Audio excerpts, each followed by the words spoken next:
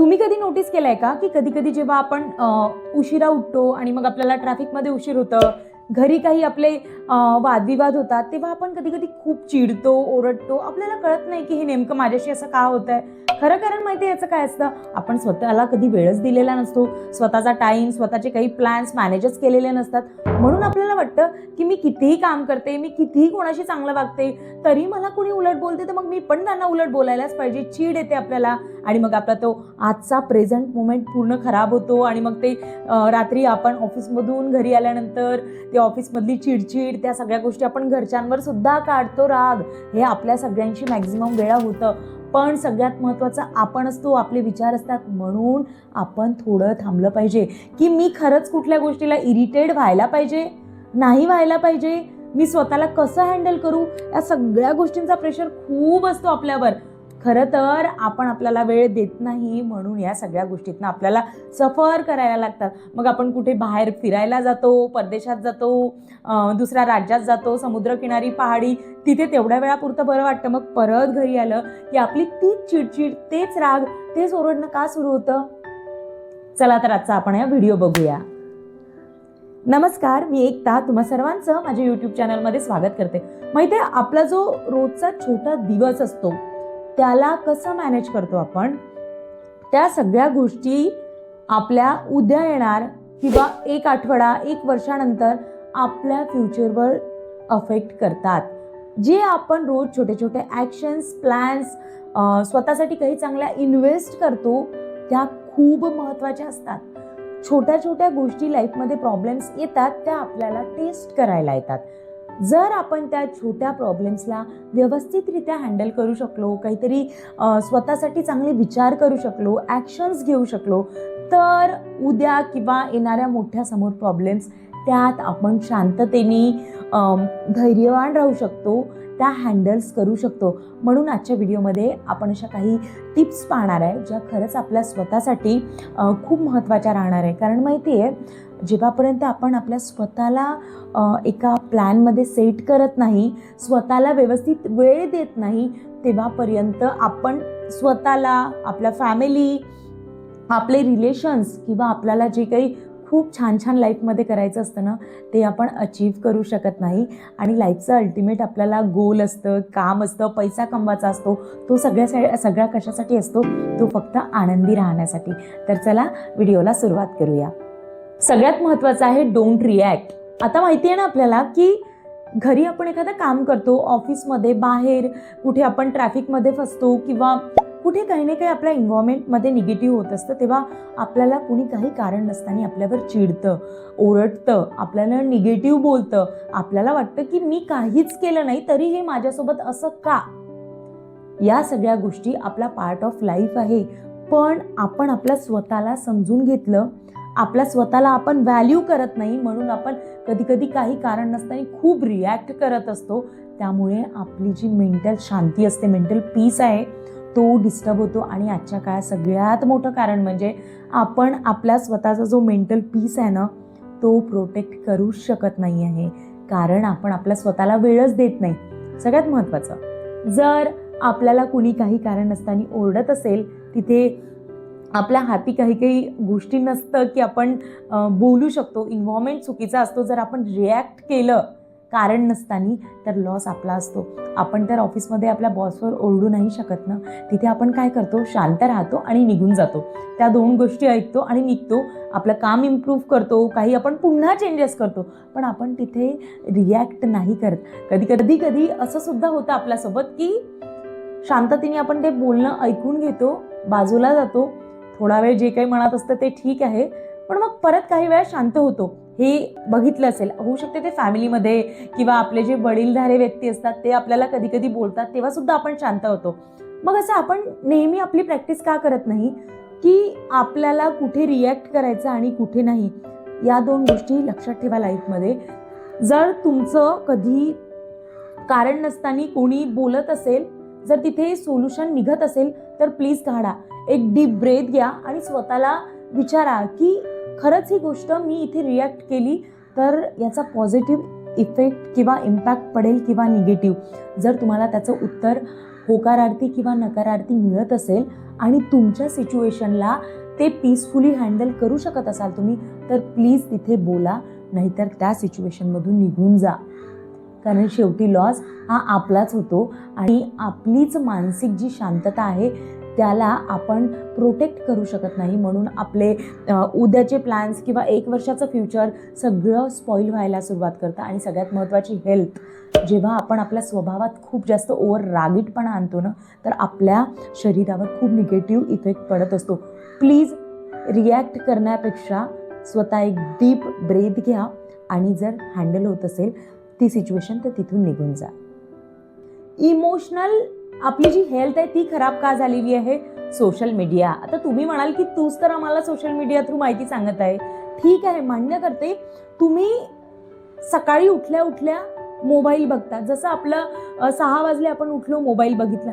नाही, थांबा. कारण आपण जर आपली इमोशनल हेल्थ आहे ती आपल्याला स्ट्रॉंग यासाठी ठेवू शकत नाही, कारण आपली इमोशनल हेल्थचा जो आपण रिमोट कंट्रोल आहे तो दुसऱ्यांच्या हाती देतोय. आपण कुठली न्यूज बघताय, पॉझिटिव्ह बघताय, निगेटिव्ह बघताय, कुणाचं काय बघताय.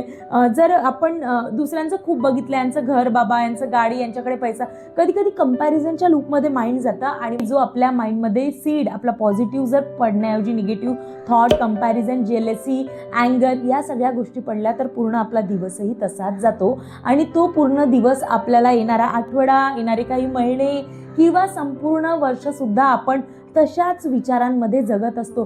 म्हणून प्लीज स्वतःची रिमोट कंट्रोल, इमोशनल हेल्थ स्वतःच्या हातात ठेवा. चांगलं वाचा, आपल्या फॅमिलीला वेळ द्या, स्वतःसाठी वेळ द्या, निसर्गाशी कम्युनिकेट करा. या सगळ्या गोष्टी तुमची इमोशनल हेल्थ खूप छान ठेवायला मदत करत असतात. खूप साधं आणि सोपं उदाहरण, जेव्हा आपल्याला कुणी बोलतं काही कारण नसताना, तेव्हा असं वाटते की आपण जाऊन याला पूर्ण याला राग बोलून टाकावं, तू असं केलं, तू तसं केलं. पण नाही, विचार करा, थांबा. कारण जर आपल्याला समोरचा व्यक्ती माहीतच नाहीये, होऊ शकते तोच भांडण करून ऑफिसमध्ये आला, होऊ शकते तेच 4 चौघ जे बसलेले असतात तेच त्यांच्या घरच्या फॅमिली प्रॉब्लेम्समध्ये आणि तेच आपल्याला काही कारण सांगताय असं तसं. नाही, त्यांची इमोशनल हेल्थ वेगळी आहे. होऊ शकतात ते डिस्टर्ब आहे आणि तुम्ही तुमची पॉझिटिव्हिटी त्या दुसऱ्या लोकांच्या बोलण्यामुळे स्वतःला जर हर्ट करून घेताय. साधं उदाहरण, आपण सोशल मीडियावर काही बघतो ना, जर एखादी छोटीशी स्टोरी बघितली आणि त्या स्टोरीत काहीतरी असे इमोशन्स आहे की ते आपल्या पास्ट ज्या काही गोष्टी आहेत त्याला रिलेट करत असतील, तर मग आपल्याला वाटतं की ती स्टोरी माझी आहे. मग काय करतो ना आपण, त्या स्टोरीला ऐकतो, मग ती निगेटिव्हिटी आपण आपल्यामध्ये टाकतो आणि मग असं वाटतं की नाही, मग मी माझ्या फॅमिलीमध्ये पण तसाच विचार करायला पाहिजे, फ्रेंड सर्कलमध्ये पण तसाच विचार करायला पाहिजे. कधी कधी ती गोष्ट आपल्याशी रिलेट सुद्धा नसते, पण आपण दुसऱ्यांचं इमोशन आहे ना ते निगेटिव्ह असेल, ते जर आपण आपल्या आतमध्ये त्या विचारात टाकलं तर आपण आपल्या स्वतःचा लॉस करतो. ऑफिसमध्ये कुणी बोललं तर आपल्याला माहीत नसतं की ते काही दुसऱ्या कारणाने बोलत असेल आणि ते आपण आपल्या स्वतःला लावून घेत असतो आणि मग आपण आपला दिवस पूर्ण तसाच खराब करतो. आपली घरी गेल्यानंतर आपण आपलं वातावरण सुद्धा तसंच करत असतो. म्हणून दुसऱ्याचा इमोशनल बॅलेन्स कसा आहे त्यापेक्षा आपण आपला इमोशनल बॅलेन्स आणि इमोशनल कंट्रोल करण्याचा सेल्फ रिमोट कंट्रोल आपल्या हातीच ठेवायला पाहिजे. त्यासाठी छानसे मेडिटेशन करा तुम्ही. गायडेड मेडिटेशन असतात. मॉर्निंगला उठल्यानंतर चांगलं काही ऐका. तुम्ही जी कुठली प्रेयर करत असेल देवाला, ज्याला कुणाला मानत असेल, प्लीज सकाळ त्यापासून करा. थँक्यू म्हणून करा. तुम्हाला खरंच इमोशनल डाएट आहे ना, इमोशनल, तो तुम्ही व्यवस्थित ठेवा. काय ऐकता, काय वाचता, काय बोलता, हे तुमचे धनुष्यासारखे ओठ आहे ना, त्यातून तुम्ही कसे शब्द तीर सोडता ते सुद्धा तुमच्या इमोशनल डाएटवर डिपेंड करते. फेल्युअर मुमेंट, मी भरपूरदा लाईफमध्ये प्रत्येक वेळी मला फेल्युअर आलेला आहे खूप काही गोष्टीत.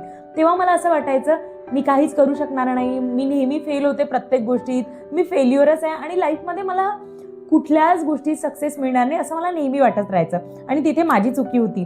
होऊ शकते नेचरनी, युनिव्हर्सनी किंवा देवाने मला ती गोष्ट एक चांगली शिकवण म्हणून आणून दिलेली असेल, पण मी त्यात नेहमी निगेटिव्ह बघायची, त्यामुळे माझ्या चांगल्या होणाऱ्या गोष्टीसुद्धा निगेटिव्ह झालेल्या आहे किंवा मी त्या गोष्टीत फेल झालेली आहे. ती गोष्ट मी त्यावेळी अनुभव घेतलेला जेव्हा मी एक पेपर द्यायला गेलेली होती आणि तिथे माझ्यासोबत म्हणजे खूप छान गोष्ट घडली, पण ती काही दिवसांनी, काही महिन्यांनी घडली. पण जेव्हा मी ती पेपर सॉल्व्ह करायला गेलेली तेव्हा मी म्हणायची नाही इथे माझ्याशी होऊ नाही शकणार, इथे सगळे स्टुडंट आहे. म्हणून मला तो एक म्हणजे सहज आठवली ती गोष्ट. आपण आपल्याशी काय बोलतो त्यावर आपलं सक्सेस फेल्युअर डिपेंड करतं कधी कधी. म्हणून प्लीज स्वतःच्या फेल्युअर मुमेंटला सुद्धा सेलिब्रेट करा. त्या मुमेंटला म्हणा तो आलेला आहे ना माझ्यासाठी, मी जिंकायसाठीच आलेली आहे. परमेश्वराने मला धर्तीवर पाठवलेलं आहे, मी जिंकणार. मी स्वतःमध्ये खूप छान एफर्ट्स टाकणार, पॉझिटिव्ह गोष्टी करणार, काहीतरी नवीन शिकणार. एक रस्ता बंद झाला दुसरा शोधणार, पण स्वतःवर काम करणार. कारण याच गोष्टी आपल्याला लाईफमध्ये खूप मोठं बनवतात.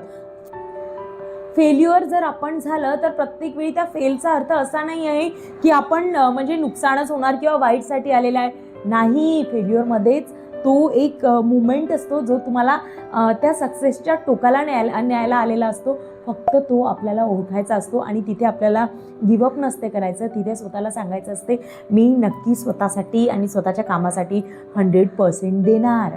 या जगात खूप चांगले लोक आहेत, त्यांच्याकडून आपण इतकं छान काही शिकू शकतो ना, म्हणजे खूप ज्ञान भरलेलं आहे. आपण ते म्हणजे पूर्ण घेऊ सुद्धा शकत नाही. दिवसभरात आपण किती वेळ आपण चांगल्या लोकांच्या स्टोरीज किंवा चांगलं काही शिकणं, म्हणजे सोशल मीडिया आपल्याला खूप छान हेल्प करू शकतो चांगलं काहीतरी शिकण्यासाठी, ग्रो होण्यासाठी.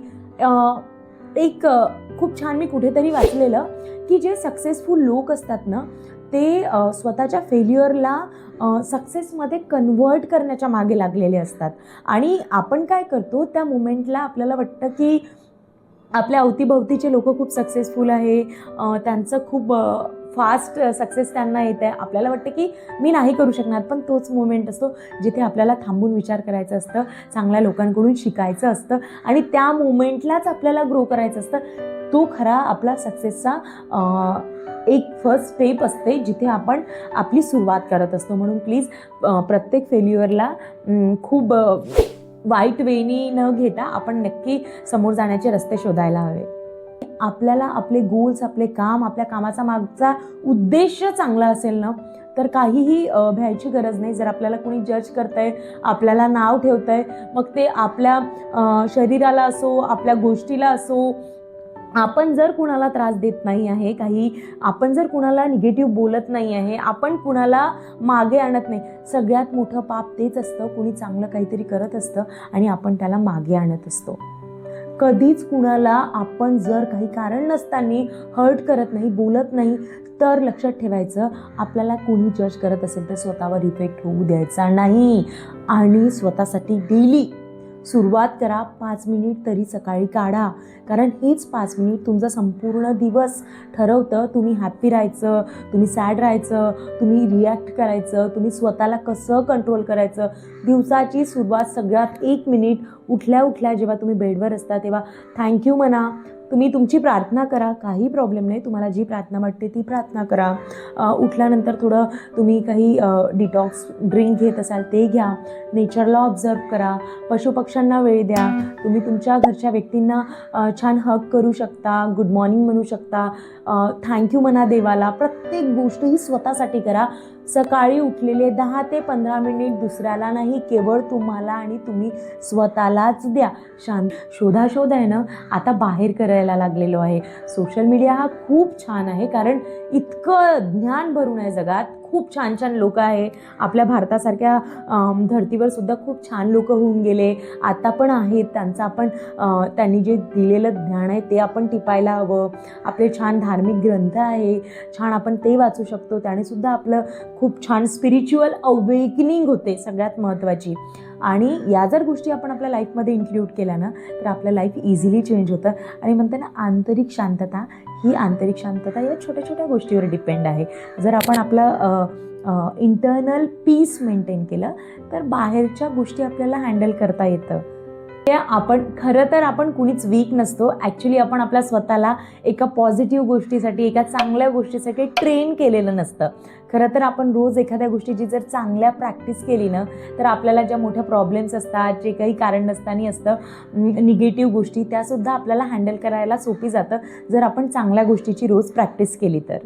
जर खरंच लाईफमध्ये तुम्हाला चेंज हवा असेल ना तर स्वतः कुठल्या पण परिस्थिती आल्या तर एक डीप श्वास घ्या आणि विचारा, खरंच ही गोष्ट माझ्यासाठी बरोबर आहे, चूक आहे, मी कुठल्या गोष्टीला रिॲक्ट केलं पाहिजे, कुठल्या गोष्टीला नाही, कारण तुमचं लाईफ तुमच्या हातात आहे.